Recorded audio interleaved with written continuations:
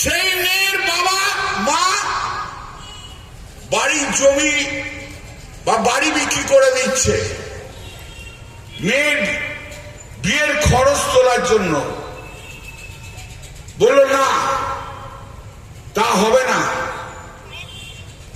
মেয়ের বিয়ের দিন ঠিক করে কার্ডটা নিয়ে শুধু এসডিওর অফিসে জমা দাও, 25,000 টাকা দেবে তোমাকে সরকার মেয়ের বিয়ে দেওয়ার জন্য। গরিব ঘরের লোক, গরিব ঘরের মেয়ে, তার জন্ম প্রসূতি হচ্ছে, তা সে যখন জন্ম দিচ্ছে, জন্মদাত্রী মাতৃ হচ্ছে, সে তখন 2,000 টাকা পাচ্ছে। আর গরিব ঘরের কোন মানুষ মারা গেছেন, টাকার অভাবে দেহ সৎকার করা যাচ্ছে না বা কবরস্থানে কবর দেওয়া যাচ্ছে না, সেই ব্যক্তিও মমতা বন্দ্যোপাধ্যায় সরকারের কাছ থেকে 2,000 টাকা করে পাচ্ছে। তাহলে মমতা বন্দ্যোপাধ্যায় কি খেয়াল রাখলো? জন্মানোর সময় মমতা বন্দ্যোপাধ্যায় খেয়াল রাখলো, পড়াশোনা করার সময় মমতা বন্দ্যোপাধ্যায় খেয়াল রাখলো, বাড়িতে বিনা পয়সায় খাবার জন্য মমতা বন্দ্যোপাধ্যায় খেয়াল রাখলো, বিয়ে হচ্ছে না মেয়ে তার জন্য মমতা বন্দ্যোপাধ্যায় খেয়াল রাখলো, চাকুরি সংস্থানের জন্য মমতা বন্দ্যোপাধ্যায় খেয়াল রাখলো। আর যাওয়ার যেদিন যাবে, প্রত্যেক মানুষকেই একদিন চলে যেতে হয়, যাবার দিনের জন্য চিন্তা নেই। যেদিন যাবে টাকার অভাবে তার শরীরটা যাতে ঠিক মতো দাহ করা হয় বা কবরস্থানে যায়, তার ব্যবস্থা মমতা বন্দ্যোপাধ্যায় করে রাখলেন। তাই জন্ম থেকে শেষ পর্যন্ত। আর এই কন্যাশ্রী প্রকল্প থেকে জানেন তো,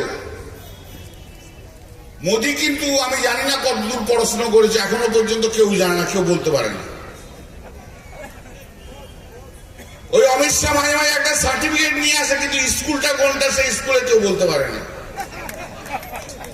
এখনো পর্যন্ত কেউ একজন এসে বলেনি যে ভাই আমি মোদীর সহপাঠী ছিলাম, আমি মোদীর সঙ্গে, নরেন্দ্র মোদীর সঙ্গে পড়াশোনা করেছি। কেউ জানে না।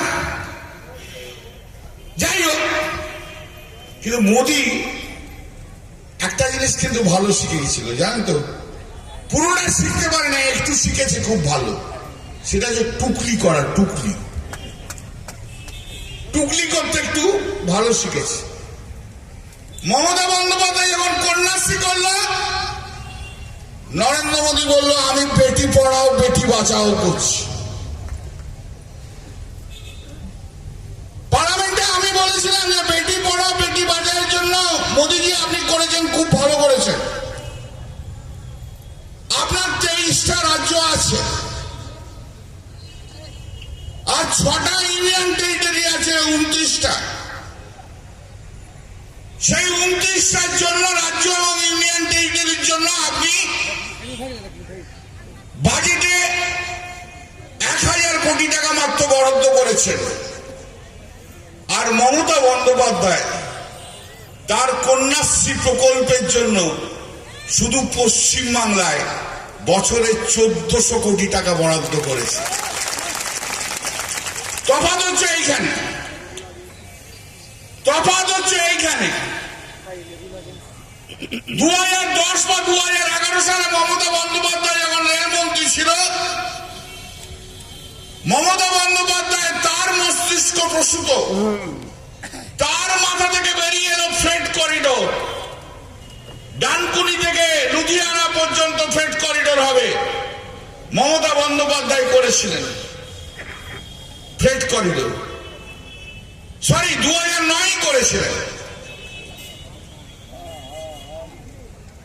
কারণ আমার এখনো মনে আছে 2009 রেলবাড়িতে আগের 2-3 দিন আগে আমাকে বলেছিল তোমার কি চাই। আমি তখন শুধু বলেছিলাম যে দিদি আমাকে একটু ডানকুনি রেলের ব্রিজটা আপনি কমপ্লিট করে দিন। ডানকুনিতে যে রেলের ব্রিজটা আছে ডানকুনির মধ্যে দিয়ে একটা সংগঠন